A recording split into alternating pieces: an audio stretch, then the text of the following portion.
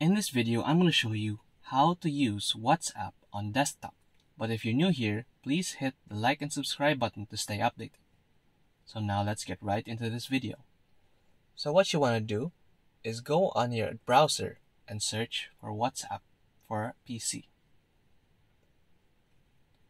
And just click on the official link here, and it's going to send you to the Microsoft Store.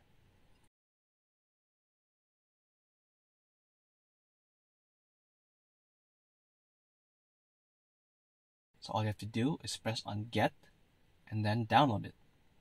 Once it's finished downloading, open the app. Once the app's launched, you'll need to sign in with your main WhatsApp account.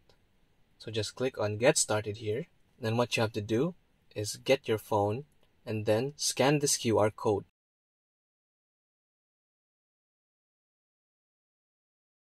And once it's there, that means your devices have now been linked. And now you can use WhatsApp on your device. Your WhatsApp account can be linked to 4 devices and 1 phone at the same time. So that means when your main device is on your phone, you can have up to 4 other devices, like another laptop or a tablet. That's basically all there is to this video. Hope it helps. Thank you for watching, and goodbye.